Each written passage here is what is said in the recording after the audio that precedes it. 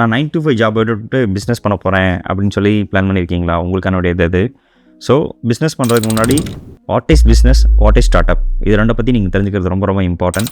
ஏன் அப்படின்னா start up அப்படிங்கிறது என்னென்னா நீங்கள் புதுசாக ஒரு இன்னோவேஷன் கொண்டு வர்றது மார்க்கெட்டில் இருக்க ப்ராப்ளம்க்கு. இதர் பிஸ்னஸ் அப்படிங்கிறது என்னென்ன அப்படின்னா எக்ஸிஸ்டிங்காக ஒரு ப்ரூவன் ஸ்ட்ராட்டஜியில் வந்து நம்ம வந்து டைரெக்டாக ரெவன்யூ எடுக்க போகிறோம். ஸோ இதுதான் பிஸ்னஸ்க்கும் ஸ்டார்ட் அப் இருக்க வித்தியாசம். ஸோ நீங்கள் ஒரு பிஸ்னஸ் ஸ்டார்ட் பண்ணுறது ஈஸி.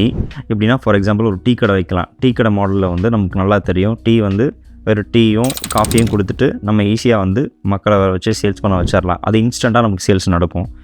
அண்ட் ஆல்சோ அதில் வந்து நீங்கள் ஈஸியாக இம்ப்ரூவ் பண்ணலாம். வடை போடலாம், பஜ்ஜி, போண்டா, நெக்ஸ்ட்ரா ஸ்நாக்ஸ் வைக்கலாம். ஸோ இதெல்லாம் வந்து டேரெக்டாக நம்ம வந்து ஆல்ரெடி ஒரு ஸ்ட்ராட்டஜி இருக்குது. அந்த ஸ்ட்ராட்டஜியை ஃபாலோ பண்ணி நம்ம வந்து சேல்ஸை ஈஸியாக நம்ம கொண்டு வர முடியும். இன்னொரு சைட் நம்ம வந்து ஸ்டார்ட் அப்பில் ஒரு இன்னோவேஷன் கொண்டு வரோம். அதாவது டைஜஷனுக்கு ஈஸியாக வந்து அந்த ஓவரால் டைஜஷனை வந்து ஈஸி பண்ணுற மாதிரியான ஒரு ப்ராப்ளம் சொல்யூஷன் கொண்டு வரலாம். இல்லை அப்படின்னா வெயிட் லாஸ் பண்ணுறதுக்கான சொல்யூஷன்ஸ் கொண்டு வரலாம். ஏன்னா மார்க்கெட்டில் இது தானே டாப்பில் இருக்குது. ஸோ இதை வந்து நம்ம எடுத்துகிட்டு வந்து இதுக்கு ஒரு சொல்யூஷன் கொடுத்து அதை நம்ம பண்ணும்போது நம்ம வந்து ஒரு ஸ்டார்ட் அப்பாக வந்து கொண்டு போக முடியும். ரெண்டுக்கும் இருக்கிற 5 வித்தியாசங்கள் என்னென்னு பார்த்தீங்க அப்படின்னா, ஃபஸ்ட்டு வந்து இன்னோவேஷன். அதாவது பிஸ்னஸில் இன்னோவேஷன் இருக்காது, ஆல்ரெடி ஒரு ப்ரூவன் ஸ்ட்ராட்டஜி இருக்கும். பட் நீங்கள் வந்து இந்த ஸ்டார்ட் அப்பில் வந்து உங்களுக்கு இன்னோவேஷன் இருக்கும். ரெண்டாவதுக்கு ரிஸ்க் லெவல் என்னென்னு பார்த்தீங்க அப்படின்னா, நம்ம பிஸ்னஸில் ரிஸ்க் லெவல் ரொம்ப கம்மி, பட் நம்ம ஸ்டார்ட் அப்பில் ரிஸ்க் லெவல் அதிகம்.